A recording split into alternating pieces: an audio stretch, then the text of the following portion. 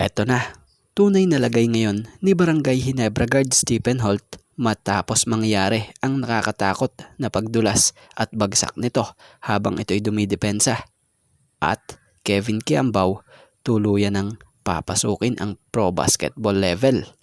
Pero bago ang target na NBA level, susubok muna at kumasa na sa kanyang team na paglalaroan ngayon sa KBL para sa team ng Sono Sky Gunners. So yan nga ang ating mga tatalakayin. So tapos na ang UAAP stint ni Kevin Kiambao na kung saay kinumpirmang ito na ang kanyang kahuli-hulihang paglalaro sa UAAP para na rin sa team ng DLSU. So hindi nga po umayon ang panahon kay Kevin Kiambao na siyang nais mapag-champion sana ang DLSU bago pa man siya matapos ang karir niya dito dahil sa pagkatalo nga po sa kamay ng UP Fighting Maroons.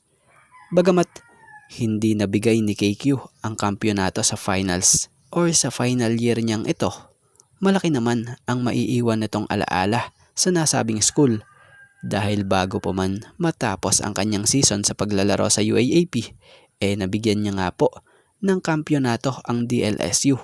At alam nyo bang 2-time UAAP MVP ito? Bit-bit ang bandera ng DLSU.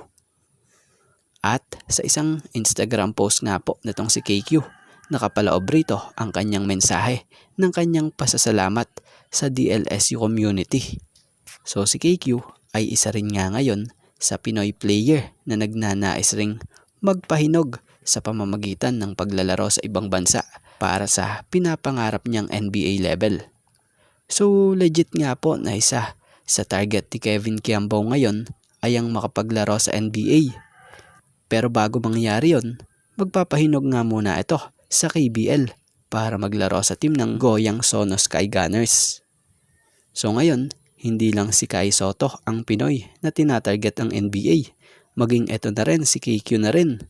So sana pala rin dahil wala namang imposible kung talagang pagsisikapan niya at pagsisipagan niya at ipapakita niya talaga yung tunay niyang kakayahan niya pa sa paglalaro. So good luck para dito sa panibagong level na kanyang tatahakin itong si Kevin Kiambao para sa kanyang pangarap at pinapangarap na NBA. Stephen Holt, kamusta na nga ba ngayong matapos mangyari ang pangit na pagbagsak niyang ito sa huling laro ng Ginebra na team niya o team nila kontra sa Hong Kong Eastern?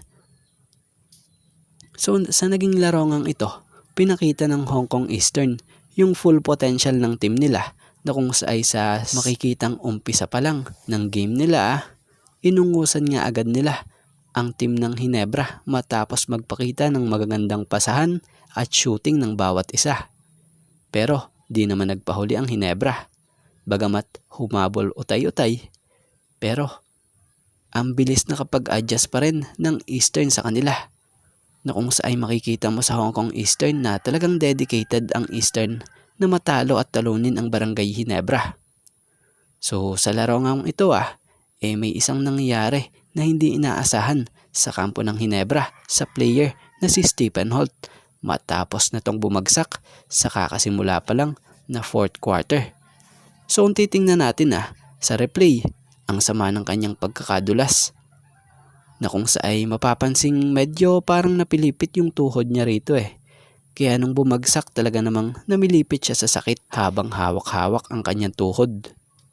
Pero ang good thing naman dito, nakabalik naman ito sa game. At after nga po ng laro sa isang interview dito, nabanggit nga ni Stephen Holt ang about sa kanyang tuhod, yung nangyayari sa kanyang ito. So hindi nga po maganda ang bagsak niya. Pero maganda naman ang naging resulta. Lalo na syempre sa kampo ng Ginebra. Dahil hindi nga sila nabawasan ng player.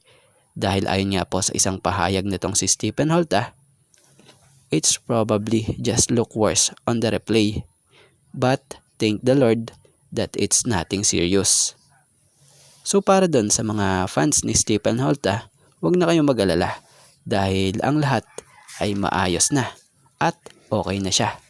So yan, sa ngayon ito nga lang po muna ang ating sports pasada and thank you for watching guys and God bless everyone.